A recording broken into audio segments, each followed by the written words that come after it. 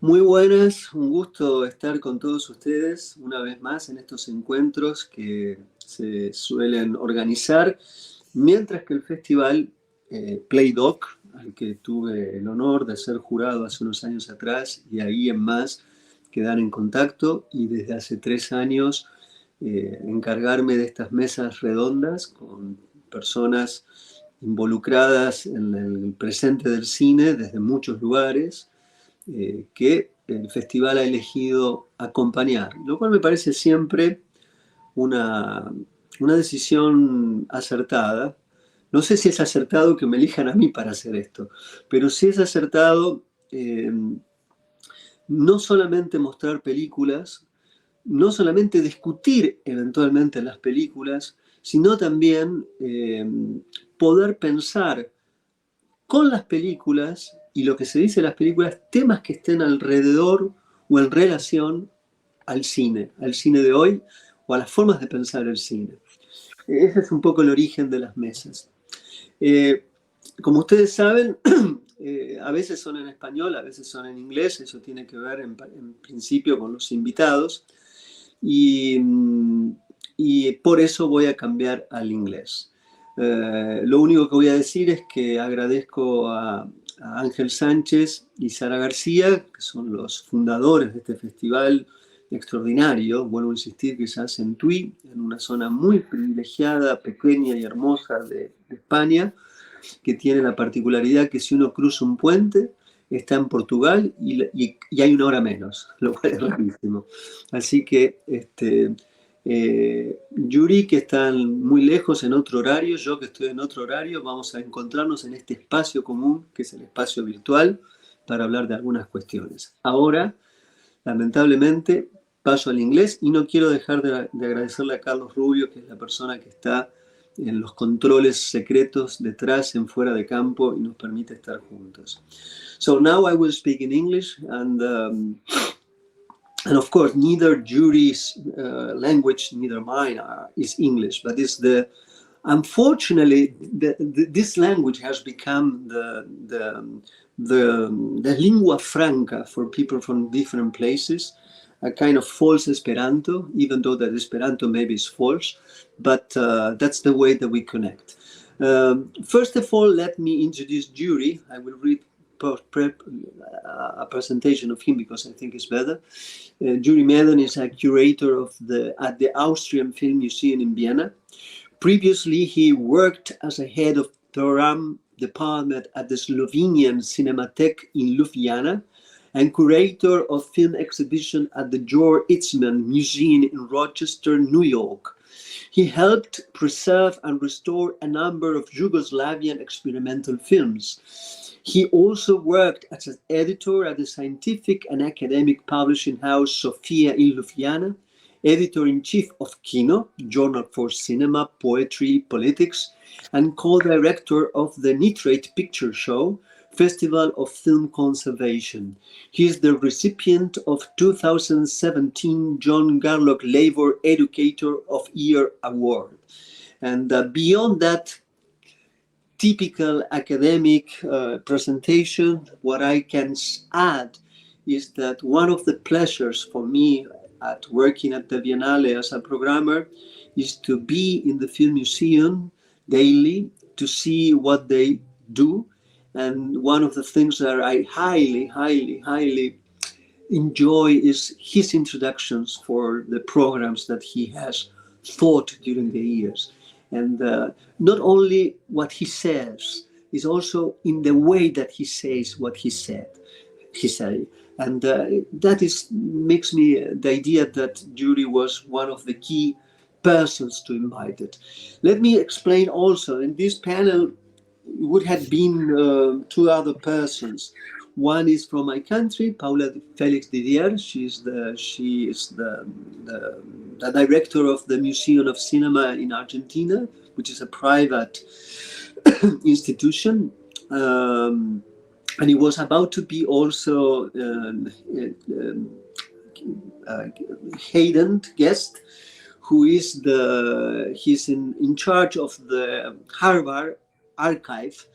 But unfortunately, both They are together at this moment in Mexico, in a FIAP something Congress, and I knew it. We were changing the timetable of this meeting like 4 or 5 times, days, the hours, to combine Mexico time, Argentinian, that's where I am, juries in Austria. And it was such a mess, such a difficulties, when everything was about to be okay, and it seems to be that nothing would have happened. Well, it happened, and we couldn't. So I had two thoughts, maybe to do this, the three together later, or just to be talking with jury, which allows me also to begin with the roundtable proposition, but also to go back a little bit, which for me, one of the must read book on the subject of archives and understanding of archives nowadays, which is his book. The name of the book is Scratches and Glitches, and there is a subtitle which is Observation on Preserving and Exhibiting Cinema in the Early 21st century. So that will be what we are about to do. Thank you so much, Judy, for being with me, and that is a pleasure. And thank you so much. Roger, thank you so much for your beautiful introduction and for your kind words. Really, it means a lot. And I'm also very sad, just like you are, that we don't have Paola and Hayden here with us. But I'm sure that we'll do just fine. So I look forward to this discussion. Okay, let me firstly to read what has been proposed, and then we'll begin.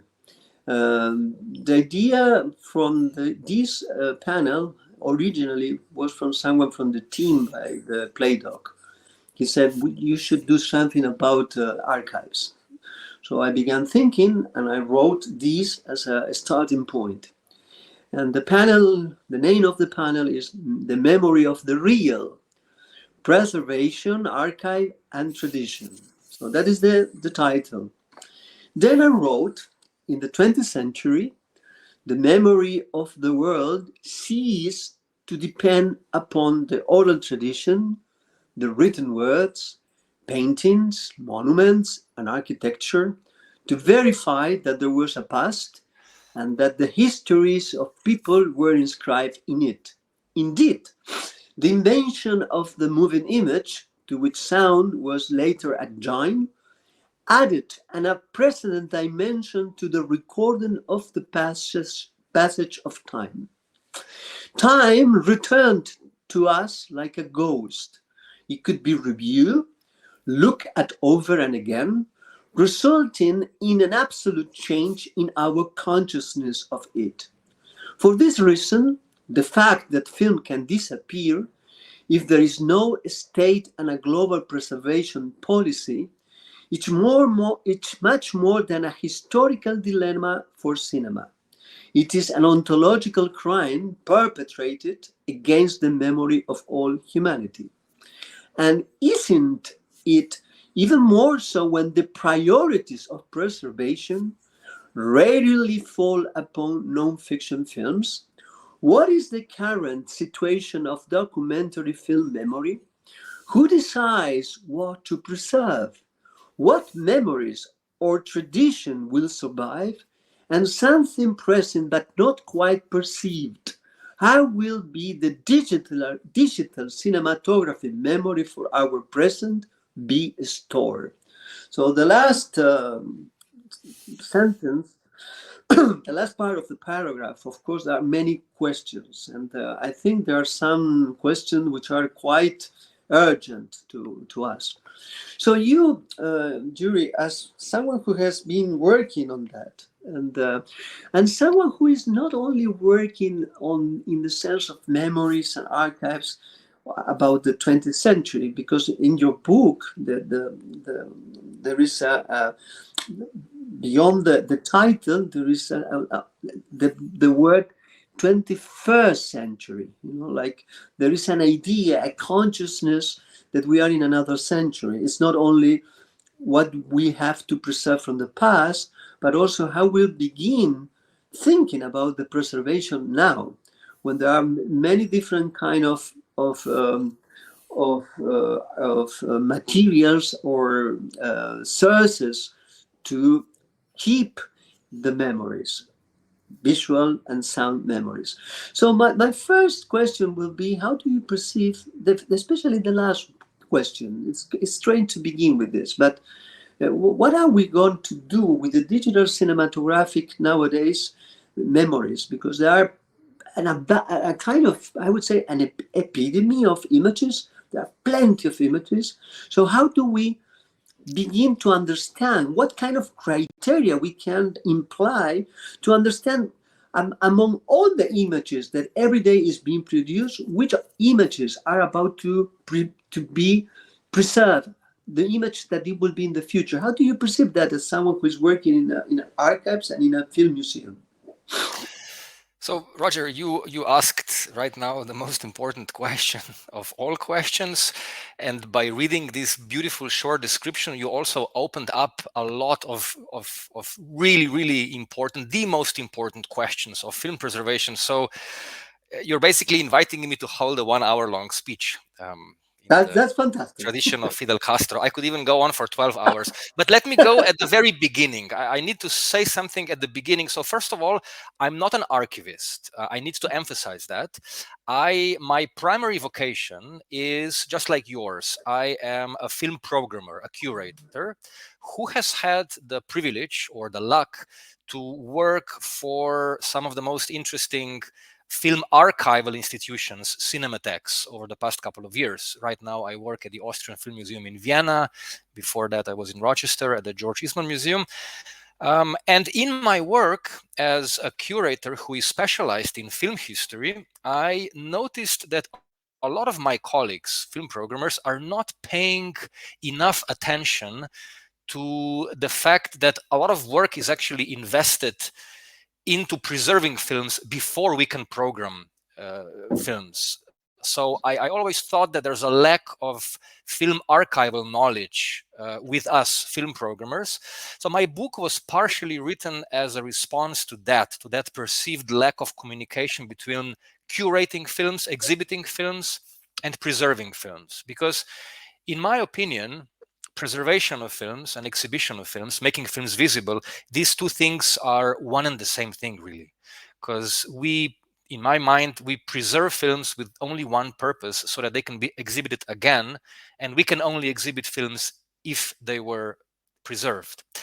The second thing that I would like to add, another small comment on what you said before. Yes, there is a subtitle of my book, and it says observations on preserving and exhibiting cinema in the 21st century. I think it's important to bear in mind that we now live in the third century of cinema.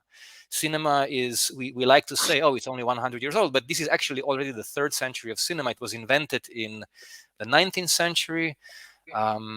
It became the most important art and entertainment and medium of our lives in the middle of 20th century. And today we are witnessing the digital revolution, the digital era of cinema, which is all of a sudden opening up these questions of preservation in a way that we never thought about these questions in the past. Now, why didn't we think about these questions of preservation 10, 20, 30, 40, 50 years ago as intensely as we do today? Because not that much has really changed in the field of film preservation. Digital revolution brought with it, I mean, what is digital revolution? I keep on saying this term without explaining it. It can mean many things. It's not a scientific term. In the world of cinema, when I say digital revolution, I mean that today practically everybody is shooting films digitally. It's a huge luxury to be able to shoot films on film today, and only very few very rich filmmakers can afford to do it. Or paradoxically enough, there are still a lot of experimental filmmakers who insist on making their small films handmade. So that's one thing where digital has completely taken over the film production. The second thing is film exhibition. Film exhibition is completely digital now. Only in film museums like the Austrian Film Museum, or in very few other venues like rich art house theaters, you can still find 35 or 16 millimeter film projectors.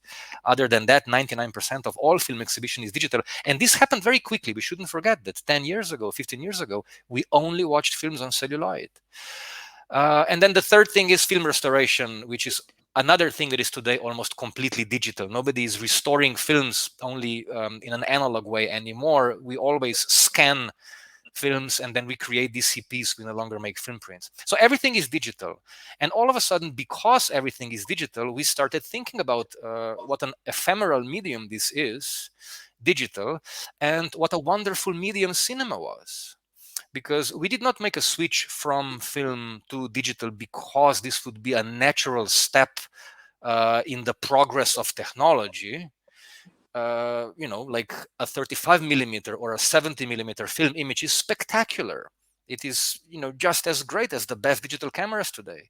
The film projection on 35 or 70 was also spectacular. It was just as beautiful. I mean, it was different, but there was no visible lack of quality. The shift to digital happened because of economy, because of economical reasons, because Hollywood studios realized that they're spending too much money on striking hundreds and thousands of heavy film prints to distribute their blockbusters and then to send all these prints all over the world. Now, when we talk about these things, we are forgetting that younger generations today don't have any idea of what this means. Yeah. Like today, what is a film today? When you stream a film, there's nothing material. You buy a DVD or a Blu-ray. It's a very simple, lightweight box. Today when a multiplex is showing a new film, I don't know, Super Mario movie or whatever, it comes via the internet to them, or they receive the so-called digital cinema package, which is a hard drive, something like that. But before that, film prints were heavy. A film print of an average film running for 2 hours would be what, 30, 40 kilo, and it's expensive to send that overseas. Also not ecological. Anyway, so the shift to digital happened. And when this shift happened, and when we changed the film projectors in our cinemas, we realized what we lost. What we lost was we lost access to film history. All of a sudden, we cut ourselves out of film history. And we lost a medium which was very resilient, very, very resilient, because film is something that was designed to last. Of course, it cannot last forever. It has organic particles and whatnot. But you mentioned before, I used to work for this wonderful film festival called Nitrate Picture Show. We called it the first festival of film conservation. What does it mean? We didn't show restored versions of classics. We actually showed nitrate film prints. Now, again, I'm imagining that most people listening to this talk are not professionals. In the beginning, when film was invented as a mass medium, they would produce film on nitrate film prints. And nitrate was the norm until 1950, early 50s, in some countries like Japan or Soviet Union, even later. And then nitrate, which was extremely flammable. And there was a huge mortality rate among film projectionists, by the way, at that time. Nitrate was replaced by acetate. And then in the early 90s, acetate was replaced by polyester. Now, the wonderful thing about the festival that I was involved with, Nitrate Picture Show, was that we screened film prints which were in some cases 100 years old. We would take a film print that was 100 years old. We would thread the film print into a century projector, which was 70 years old or 60.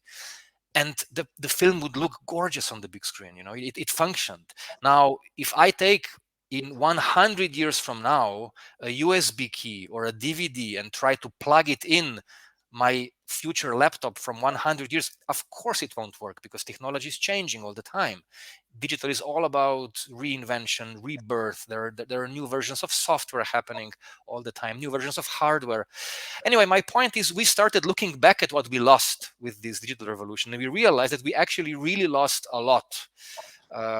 We lost a certain guarantee, like a film print in proper conditions, in proper temperature, in proper humidity, could last 100 years. And if you take a look at, I don't know, a polyester film print today that is kept in good conditions, who knows? Maybe in 500 years from now, it would still be okay. We could take a look at it, look at a film strip, and we would see it. I'm sure that the latest torrent that you and I will download this evening and watch, we won't be able to open it again in 100 years. So these are the big fundamental changes. Now, I apologize for this long introduction. No, Again, no, on the in, in, contrary, in there are a my lot of mind, things. we are not, people who are listening to this talk are not professionals. To now try to briefly reply to your big question. I mean, that is really $1 million question. Um, what do we want to preserve and how do we want to preserve it? I mean, this is really incredible because today it's impossible to make an analysis how many moving images are being produced every day because the number is absolutely insane. If you are open-minded, like I'm sure both you and I are, you don't say, oh, this is crap, this is a TikTok video and this is a great film because it was shot on 35mm by Christopher Nolan. I think that, like, I don't see my job as dealing only with film. To me, audiovisual is my area of interest. Whatever can be screened, artificial images. I believe that a masterpiece can be born, or an interesting film can be born today via TikTok platform or on 70mm. So how do we preserve that? And the simple question is, we don't. It's impossible.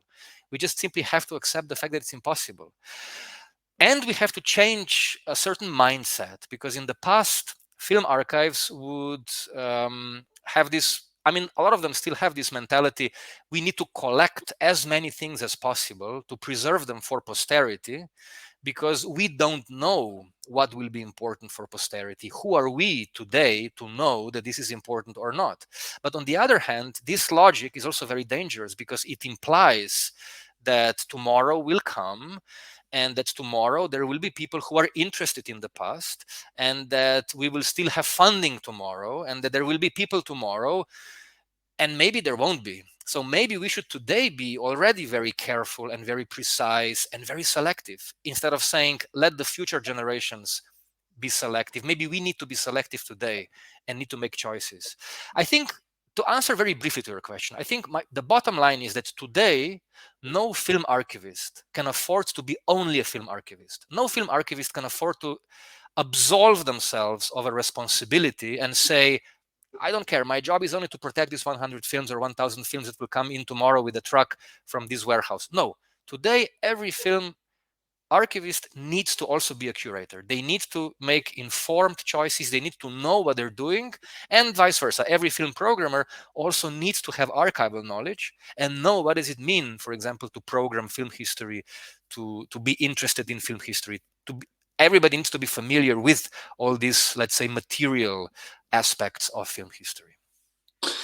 Do you think, for instance, I remember I was thinking about a retrospective for another festival, no Biennale, no, neither of the ones that I usually work. I was invited to a place to do a retrospective, and in Europe, and I wanted to show. I have to pick some films among a whole body of work from someone. And it was there were some films he did that there was the original archive, which was digital, didn't work anymore. So it was not possible to truly do a whole retrospective, because there were two short, two films that they were not able to be played anymore. And I searched around if there were illegal copies or wherever just to use that, and we found it that there were not. So, and then I have heard that in some film institutes or archives, some people has begun doing that, because the paradox is, yes, the digital is cheaper, more or less, because you always have this new verb or a substantive, which is migration. The idea of migration in digital archives is completely the key word. You always have to migrate from one kind of device to another, and so on. So, but I have heard that in a museum or in a institute of archives, I can't remember, I think it was in Sweden or somewhere, you must know, I'm sure you know, they began producing 35mm copy of films which has been lately done in digital, because it was the only way to keep, at least for 100 and something years, a copy which will be safe. Because the thing that we can truly say that is empirically a fact is digital could be cheap. Digital could be, there could be that word which is migration, but it's unpredictable. And the analogical basis of film is predictable. So how do you see that paradox? Roger, thank you so much again for another very, very complex question and a great question. I will try to be shorter in my answer right now. So first of all, I will say that I will address the gaps that you mentioned, okay? We tend to forget, and it's good to be reminded from time to time, again and again, we have already lost large parts of film history. We lost large parts of it. I mean, when it comes to silent era, which lasted until 1928 or even in the 30s in some countries, we know today that 80%, some people even say 90% of all films are lost. How do we know that? Because we preserved paper, we preserved newspapers, we preserved records of films which don't exist anymore. How come that this was lost? Because cinema in the beginning was perceived purely as a commercial thing, and because the first cinematics, film archives, were not born until the mid 30s. So early Yeah, cinema, most of it is lost. In fact, when I was working in the USA, a lot of my older colleagues were joking that the largest film archive in the world is actually Pacific Ocean, because all the Hollywood studios would throw yeah, films in the Pacific Ocean because they were afraid that they would, burn. It was nitrate film, very flammable, so they would just dump it in Pacific Ocean. So tons and tons of nitrate film are now lying somewhere deep in the Pacific Ocean, or not so deep. Probably they didn't go too far. So there are gaps. When we talk about the gaps in the silent era, we then forget that gaps are happening today. I mean, today, the most prolific film industry in the world, it's no longer Indian, it's Nigerian film industry, yeah. and half of it is already lost. I mean, even classics of so-called Nigerian film, you read that people are complaining that are already lost. In my book, I wrote about one of those classics which today survives only as a YouTube copy with a commentary. So gaps exist, gaps have always existed, gaps will always exist. And if you allow me one tiny digression, Roger, here, because I love this idea of gaps. Actually, I don't see this as something tragic. I think that gaps are necessary. In your beautiful introduction to this talk, you talk about the memory of humanity and whatnot. I think that we can only preserve the memory of anything through gaps, because I write about this paradoxical situation in my book. Imagine that you remember everything. Imagine that you know everything that happened in history. Imagine that we know exactly what happened every day in the Aztec Empire or the Roman Empire, who did what. How do you separate important facts from less important facts? It's impossible. If we know everything, it is impossible to create stories, to create narration. We can only tell each other stories through gaps. So I welcome gaps. Gaps exist. But now to go back to your question, yes, I'm aware, and it's nothing unusual actually. A lot of not only film archives but big studios are preserving their most important, they call them assets, on film, because they know that the latest, or not today anymore, but when the latest Harry Potter movie was made, the only way at the time to ensure that these precious negatives will be preserved, even though the film was shot digitally, was to put it back on film. So a lot of, not that many, I don't know actually, but I do know that some Hollywood studios are still preserving their digitally shot films on film, because by doing that, they can at least be sure that these things will remain the same for the next 500 years. Now, that said, you said that digital is cheaper. It's not cheaper. It's actually much more expensive, Yeah, because that is yeah, yeah. yeah, No, because to go on. preserve a film on film, you need a fridge, basically. You need a space that has a certain temperature and humidity. Now, okay, it can be an artificial space, but you can also use the ancient knowledge of architecture and build a space which will be cooled naturally through the wind, and you use some ecological materials. Like wood is actually a great material for building film archives. And you can create something that will store films, and you can preserve them practically for free. Whereas if you want to preserve digital, you need to constantly migrate, of course, migrate your content, as they say, from one hard drive to another, and you have to buy new software, and nobody's making software for free, so you have to pay licenses. So on the long run, preserving digital is infinitely more expensive. But this discussion is actually relevant only if we insist on preserving films exactly as they were made. And I think there's nothing wrong if films change, Like in the entire history of cinema, when you would go to the Cinematheque to watch a film, you would see a film that is scratched. Would those scratches bother you? No, they wouldn't bother you. You would take it for granted. I have probably seen more films from really bad film prints with scratches, with missing frames, with faded colors than good prints. But, this is how things are. I think that the future of film preservation is actually in torrents. I honestly think that. I think that film history will not be preserved by institutions. I think it will be preserved by individuals, by passionate kids from Siberia and Brazil and Turkey and Serbia, but also from all other countries, of course. I just mentioned countries where people have more difficulties in accessing cinematheques, on home hard drives by sharing stuff. And if in the process of sharing these things, the quality will deteriorate a little bit, so be it. The other day I was looking at, I have this little black booklet with all the films that I've seen, and I actually realized that more than half of all the films I've seen in absolutely imperfect conditions, either on a small computer monitor or on a really bad print. But this has never stopped me from really properly appreciating something. Just like the kids today, they watch a video on TikTok, they don't think about, would this video be better on a big screen or with my 500 euro headphones or not. So I think there's nothing tragic about changing quality and losing the so-called original.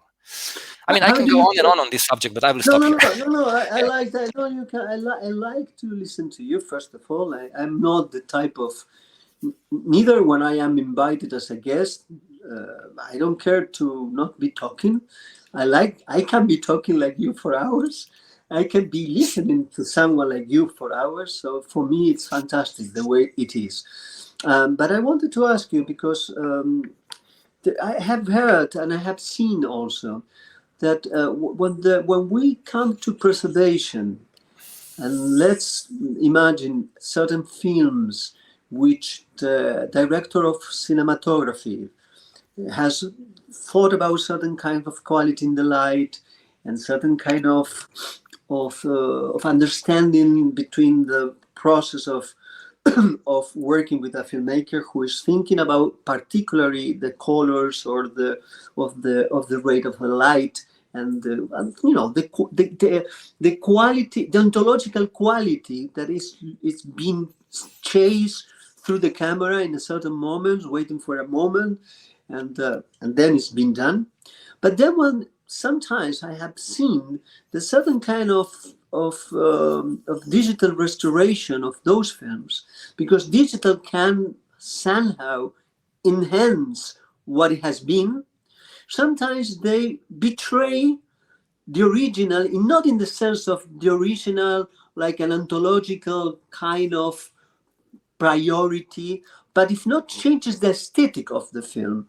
So like the techniques, the possibility that nowadays technology offers, sometimes if the one who is behind does not have an aesthetic background, sometimes cannot read what is needed. And in terms of something like, it might be improved, the color or whatever, is changing the something which belongs to the order of the work in itself. How do you see that? Yeah, now, Roger, you tackled the most crucial question of film restoration. So, what is it that we are restoring? It's a big unresolved question. Um, there's always something problematic about this idea that when we are restoring a film, we are restoring the original vision, because what was this elusive original vision? How do we verify that we have Yeah. truly reproduced this original vision? Like an obsessive director like Stanley Kubrick, he could have had an incredibly precise idea of how his films should look like. He could have written thousands of letters to projectionists.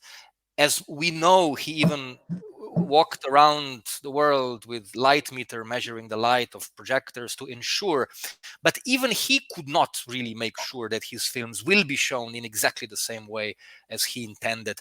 I think the history of cinema is a history of an art form or a medium that was built with this defect. Whatever was originally conceived is definitely not something that will be then seen, because it will be reproduced in 1,000 ways, in 1,000 places, in 1,000 different ways. It's not a problem particular to cinema. It's also a problem of music. I mean, I have a lot of musician friends who are incredibly sad and are losing their nerves because they have this idea of how their music is supposed to sound like. And then people are listening to their music on laptop at home with terrible laptop speakers, and you can't avoid that. You really cannot avoid that. You can only lose your sleep over that as an artist if you're too obsessed with this idea that this is how my work is supposed to look like. I mean, look, even in other forms of art, like a writer, I don't know, like writes a book. There's no guarantee that you will actually be able to read that book while sitting on a beach with a cold drink in your hand in perfect conditions, or maybe read it on a loud bus where half of the words will escape to you. You cannot avoid that. On the other hand, as film archives, of course, we should maintain certain professional standards. And one of those standards is that, today, ideally, if you are digitally restoring a film or digitizing a film, the first thing you do is, of course, you check, for example, if the original director of photography or the director is still alive. And if they are, you must work with them because they remember how the film looked like. And then you enter another big problem, which is actually maybe even a bigger problem of film archives. And that is that when you bring back to the studio, to the restoration studio, these directors and directors of photography, they usually or often see this invitation as an invitation to remake their film in a way they really wanted it to look like, but they never could do it with the technology from back then. I mean, I remember I will not name any names, but I was present at a screening of a brand new 4K DCP of a new Hollywood classic presented by a big studio, and the head of the restoration was there and was proudly presenting the restoration, but then privately he told me that the film looks terrible because the director was so enthusiastic about these new possibilities of creating new colors that they basically maxed the contrasts to the point where the film had zero resemblance to the original version from the 70s or 60s. I don't know. So it's a very, very problematic area without any real answers. I mean, if you look at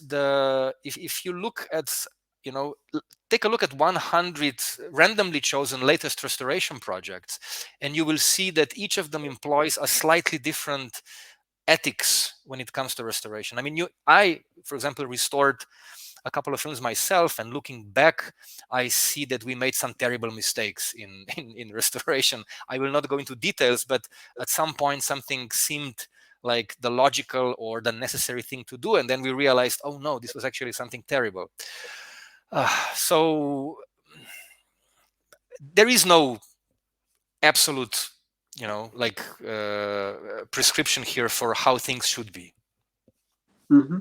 And I think I could go on. I have many new questions in my mind.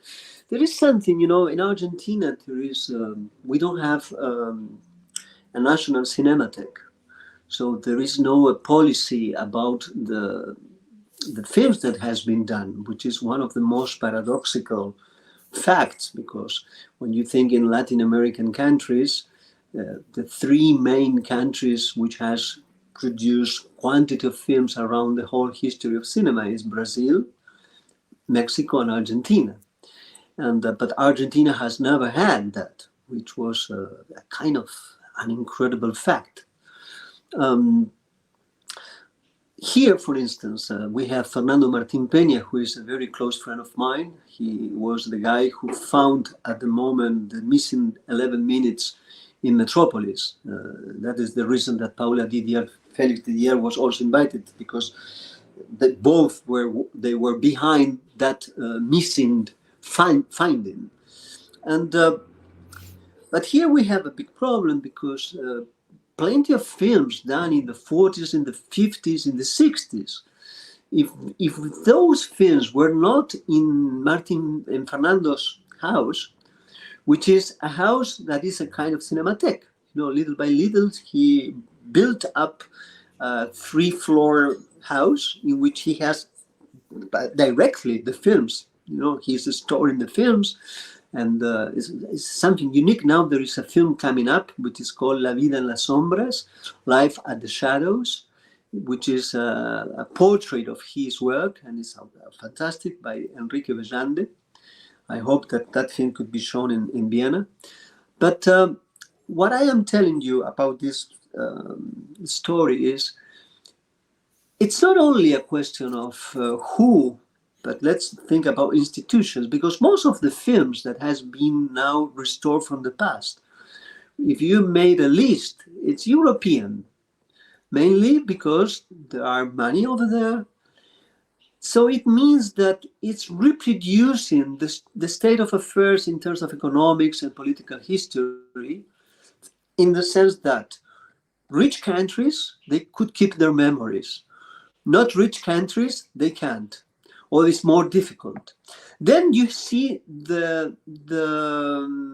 what impact it has in film, not only memory, in film appreciation. When you have the sight and sound list of the 100 films, the best 100 films, the lack of films from Africa and Latin American, it's ostensible. You see it and they're not. So I was wondering, of course, you have the Martin Scorsese Foundation, that he is always, taking care of some Iranian films, some Korean films, some African films, some Latin American films. But beyond that, there is no, like, a kind of United Nations, but not in that sense, like a kind of cinephile or international institution which is trying to understand the importance of every film being made in the last century. And how do you see that? Because from my point of view, it is we only will have most of the memories of, beyond the idea of gaps, which I truly embrace. That's unquestionable. But at the same time, there are certain kind of gaps which reproduce the order of the world. So I don't know if you can follow my rationale. Roger, not only can I follow your rationale, I deeply, deeply agree with you. This is one of the biggest problems today. And this is, in fact, one of my favorite subjects. I write about that in my book a lot. Yeah, I know. How we forget that film preservation, film exhibition today is still predominantly a question of privilege. And I've been having conversations with people who were upset about that, who were saying to me, drop that, you keep on repeating this. Well, I will keep repeating that because it is a tremendously important issue.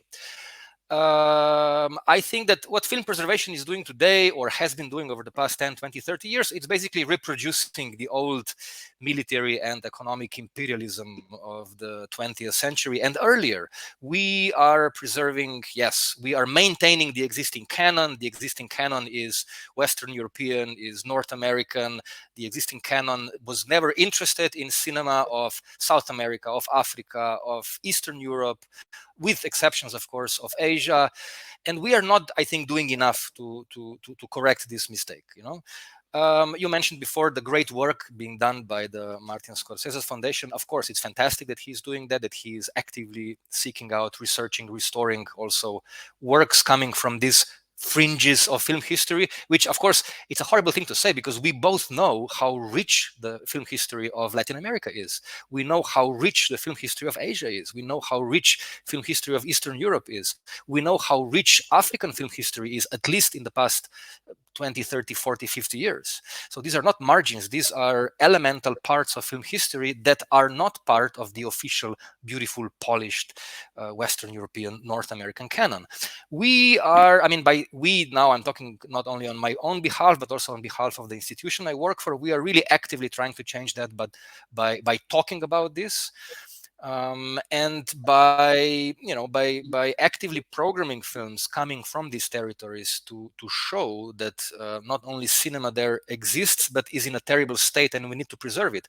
It's funny that you ask this question because right now I'm in the middle of a big retrospective. I spent half a year working on that. It was curated by an external curator, Stephanie van de Per, and we call it Permissible Dreams. It's a retrospective of women Arab documentary filmmakers covering the 60s, 70s, 80s, 90s, and some films also from the new century.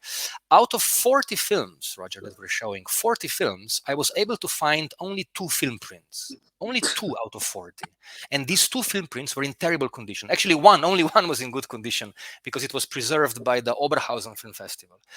All the other film prints, all the other film materials have long gone deteriorated into oblivion. And the only thing that was preserved till today were tapes, bad tapes, beta tapes that were made, telecine that was made at some point in the 90s, then copied to a video file. So we worked with people trying to extract from them all these possible files. And then we worked hard to try to make them presentable. But my point is that, film preservation is a thing of privilege. If you come from a country, like Argentina, or I come from Yugoslavia myself, if you come from a country that went through a civil war recently or dictatorship, a country that was not stable enough to create an institution that would protect film heritage, then film heritage is lost. I mean, I'm not a specialist in Argentinian film history. I completely believe you that it's terribly endangered. But for example, in the case of Yugoslavia, it's one of the The last country areas. doesn't exist anymore. No, the country doesn't exist, but its film history exists, and it's not preserved because the inheritance process is still not finished, and because film archives from different republics are involved in petty disputes with each other. So we're only now realizing how many negatives we lost already and how much preservation work still needs to be done. But for a lot of films, it's already too late. So it's very, very important that we today, before it's too late, become aware of that we point out at these absolute absurdities, like the latest Sight and Sound film poll. I mean, what kind of a film? They should call it American and Western European film poll. It doesn't matter if they invite. It doesn't matter if they invite people from all over the world to contribute, because how can a young scholar from Argentina or from India or from anywhere in the world even consider classics of Argentinian cinema if they haven't seen them, if they're not preserved? Even they will then only reproduce the old canon and select. I mean, again, don't get me wrong, I have nothing against the wonderful films that people have chosen. But there's something tremendously wrong if out of how many hundreds of films, there are 3 or I don't know how many South American films, and almost all of them made by somebody who is active now, which means they are preserved, but nothing from the entire 100 years of film history. This is really, really problematic. I mean, problematic if we agree with the fact that film history is, to quote Godard, a plural notion. It's not history, it's histories of cinema. And the beautiful thing about it, it's diversity. It's not its monolithic existence. To me, at least, the most beautiful thing about film history is the fact that you can go to one part of the world and see, and they have a completely different view of what cinema is, what cinema can do. Aesthetics change, appreciations of aesthetics change. That's the wonderful thing about it. And this is something that we will lose if we don't become right now aware of that and actively start preserving it, showing it, and talking about it the way you just began your question. And I remember that particular moment in the Homeland Iraq Year Zero by Abbas Fadel. Yep. That, of course, the film is extremely strong for me. It's one of the strongest films done yes, absolutely, done in this century. But there is a particular moment that sometimes is it's not properly sometimes taken as one of the most important moments in the film, in which the Cinematheque in Baghdad is destroyed by the bomb by the United States. So there you have a quite obvious kind of synthesis of what we had been talking, because the whole heritage of the Iraqi cinema is lost. Uh, and that has happened now. There was a place, even they have a place, but the place was bombed, and then there is no more. That's incredible to see that film. What we are talking about. What there is, you have another example. Yeah. No, it's very, very good, Roger, that you mentioned bombs, because before, when I was talking about how we lost large parts of film history, maybe some people would listen to us and would think, those archivists, they're incompetent. How did they lose it? No, sometimes it was lost through bombs. Like I'm sure that when the entire Tokyo was burning at the end of the Second World War, that for sure some thousands of film prints were lost. You mentioned bombs that bombed the Baghdad Cinematheque. I mean, American bombs also bombed a lot of Serbian archives. I mean, okay, they were bombing propaganda machinery to prevent Milosevic's propaganda to spread, but the collateral victim were thousands of films stored in the archive of the Belgrade television, Novi Sad television. I mean, I personally know several filmmakers who lost their films in that bombing. I even write in my book about a case of a film that was bombed and exists today in this mutated, migrated version, which actually I find very beautiful. But I'm straying again from the subject. No, but that's a very interesting point. Like to see that kind of paradox that we usually have. I was wondering, how do you perceive just one more comment, Roger, because you mentioned Homeland, Iraq Year Zero by Abbas Fadel, which I think is one of the key documentary films of the last 20 years. I mean, I was devastated when I first saw it. I, as a programmer, I showed this film in the USA. This was like 6 years ago, and it was made. I wonder if this film is preserved. I honestly wonder if I would contact the distributor again. Maybe the rights have expired. I wonder which cinematheque in the world said, "Oh, I need to preserve this work. I need to contact this filmmaker. I need to collect his original mini DV tapes. I need to copy the master file on LTO tapes." I mean, I didn't do it. Not in Rochester, not in Vienna. Did maybe Cinémathèque Française? I don't know. But a film made 6 years ago is maybe not preserved, because sometimes, again, maybe we should explain this. Like a film is properly preserved today, we say that if there's an institution like a Cinematheque or a film archive that is protecting it, if a certain film is out there on DVDs and Blu-rays but nobody's really taking care of the masters, then you can say that this film is preserved. But yeah, I mean, a film 6 years old can be questionable. If we want to show it again, will we be able to show it? Who knows? Hopefully. Yes, and you see, for me, if I have to think about the 21st century Shoah film beyond, it's that one. It's Abbas Fadel, but he's Iraqi. He's not German. So the possibilities that film is not being preserved is quite high, and I can imagine that Abbas, when I saw the film, I saw it in Brazil, I was devastated. It was the second film festival that was showing the film after the film was opened in Vision Durel. So I remember that I saw the film and I said to myself, this film should be seen everywhere. So finally, I did myself the distribution in Argentina. I contacted different cinemas around the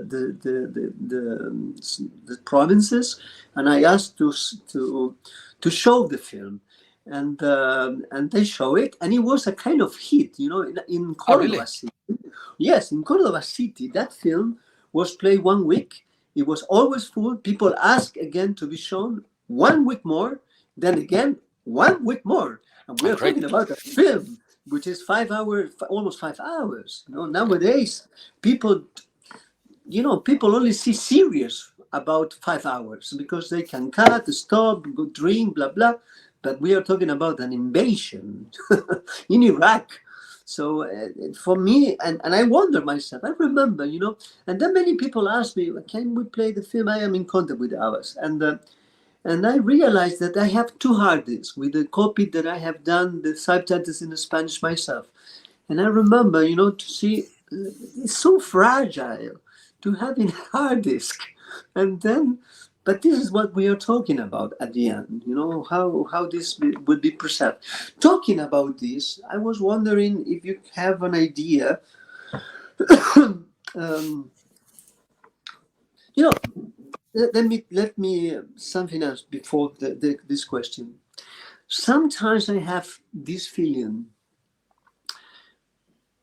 in the way that we measure the value of memory. It's quite easy. If we see in a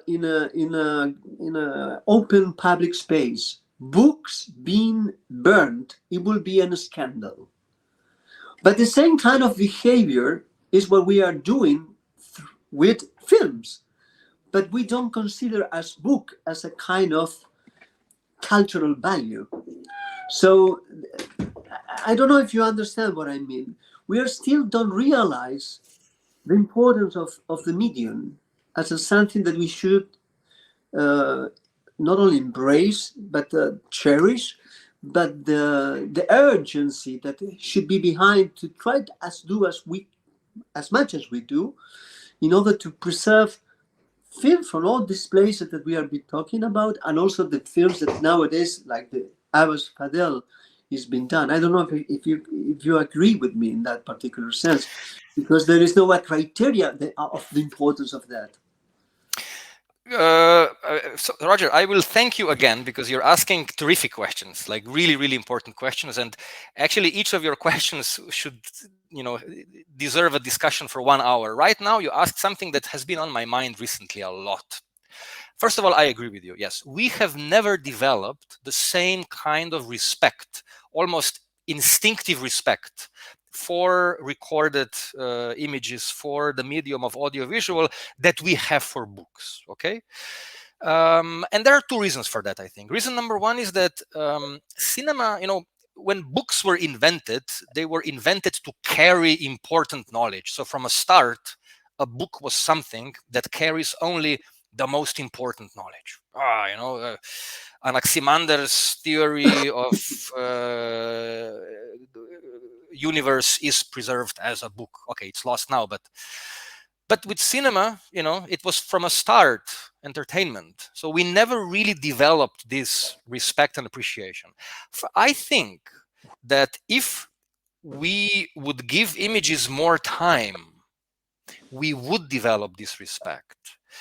Because let's not forget, before I said that we are in the 3rd century of moving image, but that's still not a lot. That's 100 and what, 50, 40 years. So we haven't had the chance, the time to develop this respect. And also we are forgetting that books, when they appeared, they were not respected in the beginning when they appeared. One of my favorite anecdotes about books is, what Socrates said about books. We know that Socrates is now preserved only through Plato. Why? Because he did not want to write. And he was famously teaching his students that books are terrible, that if you read books, if you write, your brain will rot because they work against memory.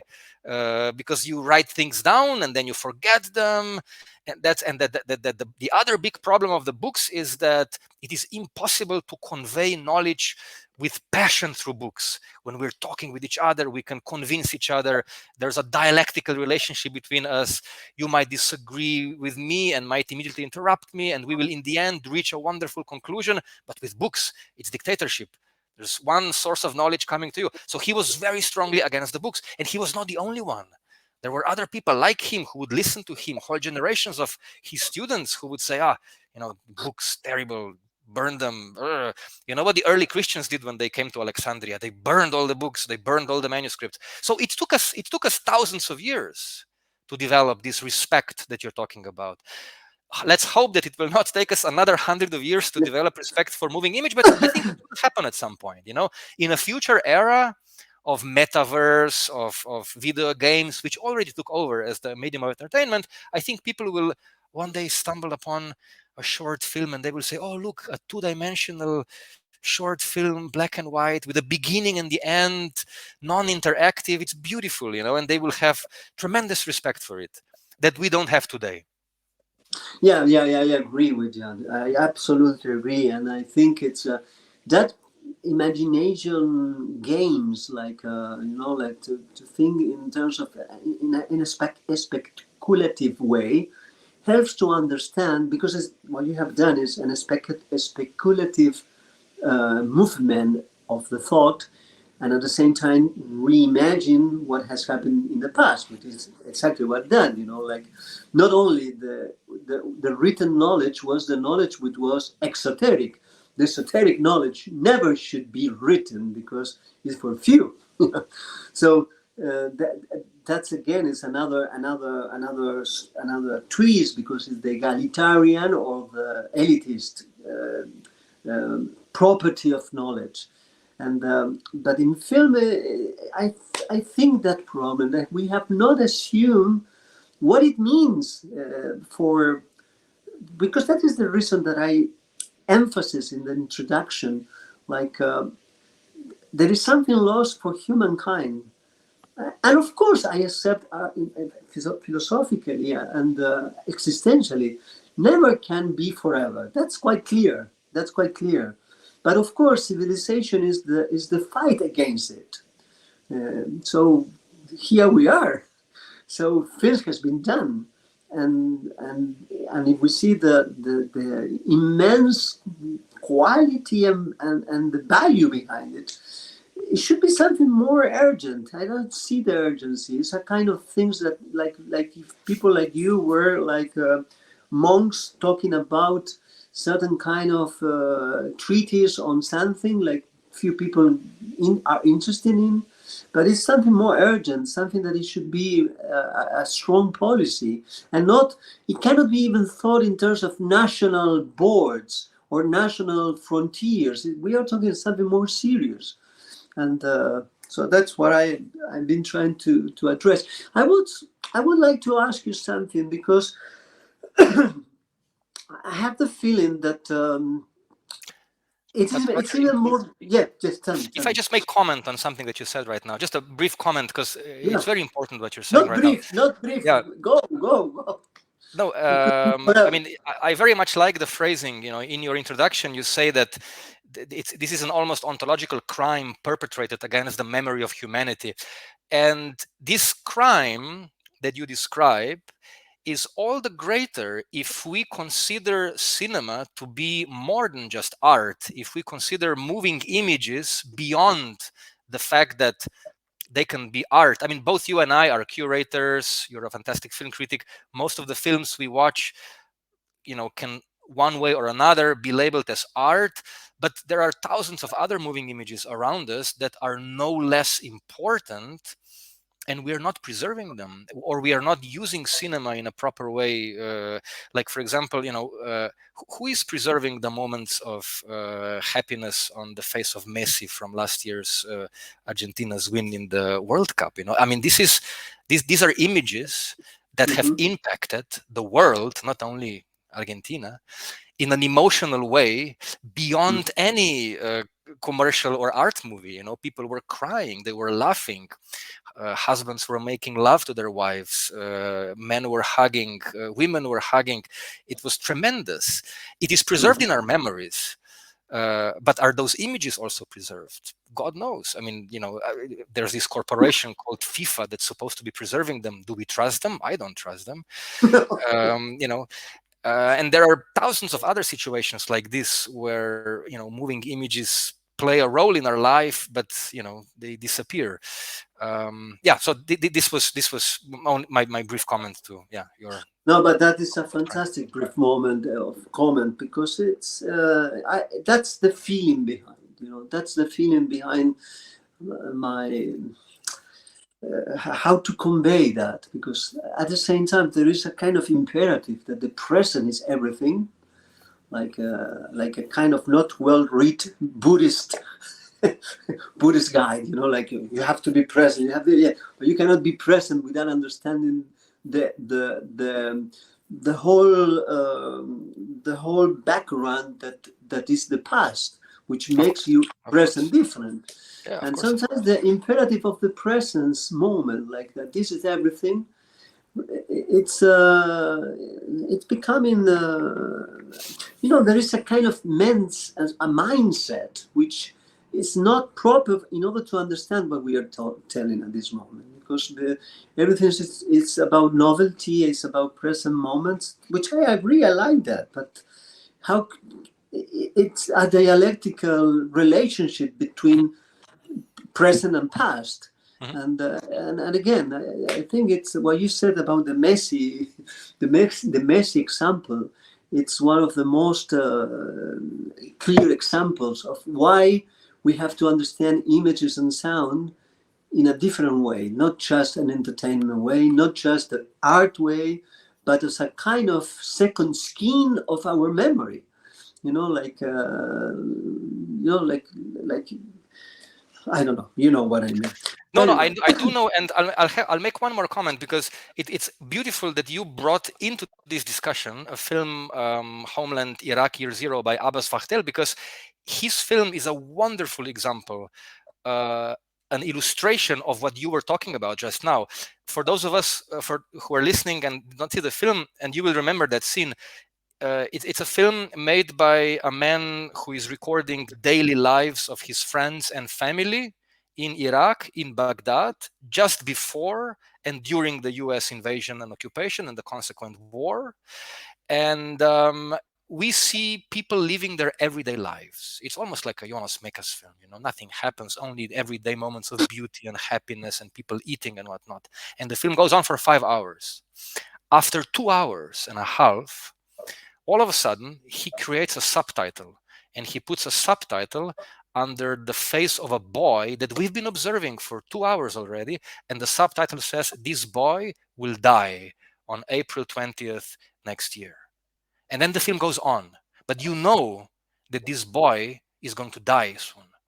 At the time when Abbas Faghdel was shooting this film, this boy was still alive. They didn't know that he will die. But we know now that this boy is going to die. And we observe him and we realize that these moments of this boy on camera are his last moments of life. All of a sudden, these brief moments of cinema explode with meaning, with significance of a kind that is unparalleled. You cannot achieve this in any other art form. This is what cinema can do. It also makes this film almost impossibly unbearable to watch. But then he repeats this strategy and he puts this label on some other people in the film.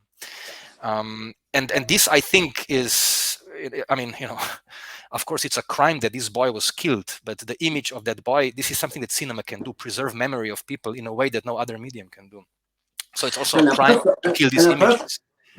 And apart from that, in terms of rhetorics, not in a bad sense of the word, on the good sense of the word, you can understand what happens in what it means. A word is that is the word.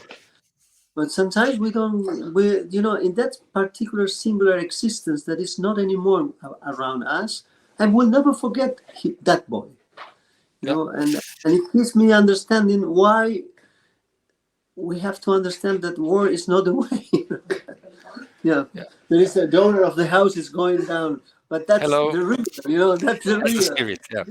But Roger, allow me another comment, because right now we are talking about documentaries, right? And before that, I gave an example of a retrospective at the Film Museum right now, which is a retrospective of documentary films, and I complained that they're not preserved. And in your text, we are now having this discussion in the framework of a documentary film festival, and you ask, what is the current situation of documentary film memory? And here I have to say with great regret that it is even more endangered, because documentary has always struggled to attain this elevated status that fiction cinema has. And it's even more endangered. I mean, in the example that I gave before, Permissible Dreams, imagine that you are a woman working from Middle East and making documentary films. These are three no-nos Yeah, for the yeah, mainstream a film lot. canon, where you have strong men making studio films in Western Europe. Who cares about this? Nobody, and then it gets lost. So we should be all the more, careful and observant today, and pay special attention to documentary cinema and be active in our attempts to preserve it. Because by preserving documentary cinema, we're preserving much more than cinema. We're preserving also people in that documentary cinema.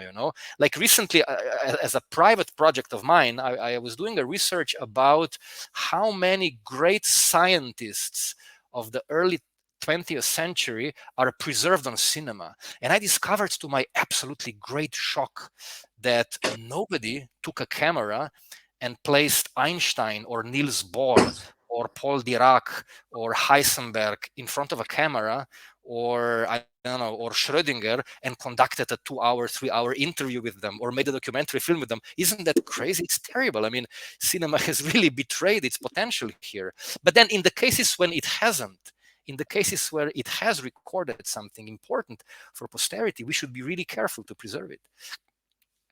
Yeah, what you said is interesting because that is the connection in which it's easily to understand the relationship between image and knowledge, and documentaries and knowledge, but also fiction is knowledge. Yeah, of course, of Because course. we know that, but it's Yeah, true that documentary is always undervalued, and that's the reason that I raise up the question, because I can imagine how easy it could be to restore even fantastic and outstanding films. Like it could be like John Dillman, for instance, like that. yeah. How there is a new restored, blah blah blah. But then I don't know, films which has been, for instance, who is about to do a proper job to, I don't know, a filmmaker like even like well, recently there was a kind of web, but Pelesian, for instance, Mhm. you know, you have that kind of achievement, which is short films. And I remember when I did with in Mexico, I was working in a festival. We did a Pelesian retrospective. And I remember part of it, we couldn't play the 35 millimeters copy. We played a kind of digital file, which I don't know, but The Inhabitants, that for me is one of the masterpieces about how to understand the animal world or the domains of animals, Yeah, yeah. and how to be shown in a film. Well, we couldn't see as it should be seen. So and then you realize that what is, it's like throwing away knowledge. And Mhm. when you brought up the quantum physicist main names behind it, again, is what you say, like, and they're not images how they were working. And Yeah. I have that kind of things in my mind usually, and Yeah, I mean, we talked before about how a lot of cinema of South America and Africa and Asia is not preserved, and how films by women are documentary. But it's everywhere, of course. Even a master like Pelesian, I mean, we all agree, film history agrees that Artavast Pelesian is absolutely one of the greatest Soviet Armenian filmmakers. We all agree that his montage theory is just as important as montage theory by Dzigoverto or Eisenstein. But are his yeah. films preserved? No, they're not. Are his films available in high quality copies? No, they're not. If you contact Artavast himself today, he will send you some really, really bad video versions, which are not even scans. And yes, if you work hard enough, you will find a company in France that has 3 prints of his films that they keep in terrible condition, in broken boxes, without any respect for the rare material that they have. I mean, look, Roger, you told me recently that you're a huge fan of Robert Bresson. Tell me, have you seen his first film, Public Affairs? No, Officially, it's lost, yeah, but it's not lost. I know a film archive that no, has it, that preserves it, but it's impossible to see it because people who today control the legacy of Bresson thinks it's an important film. It shows Master Bresson in an unfavorable light, and they're blocking the screenings. But if you ever have a chance to see the film, I can assure you, you will love it. It's a great film. It's a Bessonian slapstick comedy. So that is something that's common. It's quite something, you know. yeah, but it's not preserved. Yeah, it's officially not preserved. It's not lost, but it's not preserved. Yeah. Well, many things has been said, and I have to be honest. I could go on and go on. I insist now that we are talking, and it could be for hours, but have a look to our viewers of the scratches and glitches observations on preserving and exhibiting cinema in the early first century, because that is a book that it brings a lot of ideas, and you have now might confirm, because listening to Jury is like it's a thinking organic machine, and that machine is infused with images and movement, and those images and movement provoke thought. And so that's, for me, has been this hour and almost and a half together, the pleasure to be learning and thinking with someone who is one of the most lucid person thinking in this area that we have been trying to explore in the festival. Um, Thank you so much, my friend. Thank you so much. And for our Spanish viewers, I hope sooner or later to be able to present this book in Spanish, because that is what is in my mind at this moment, in the last year and a half, to make the Spanish version of that book. And it's a big pity that Mr. Hidden Guest, which I highly, again, admire, and of course, Paula Felix Didier, that for us is a kind of hero. You cannot imagine. Without her, many films from Argentina would have been lost. But she is there, hopefully. And thank you, my friend. Thank you so much. Roger, thank you very much for your kind words. Thank you for this conversation. You were asking fantastic questions, best questions and comments I've ever heard. So really, thank you. I hope to see you again at the Biennale, and I hope to visit Playdoc next year in person. Thank you for hosting us. Goodbye. Thank you, bye-bye. Thank you so much. Thank you, Carlos, for being there. Y muchas gracias a todos. Disculpen las personas que pasaron, the people who, the owner of the house has to bring something, and I am in a house. I always travel, and I never have a house. Like some certain kind of films, they don't have security. They have live in uncertainty. So here I was, but that is the documentary side of the talking. So sorry for this.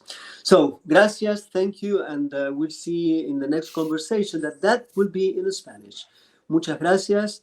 Saludos a todos y no dejen de estar en las películas viendo en el festival. Hasta la próxima.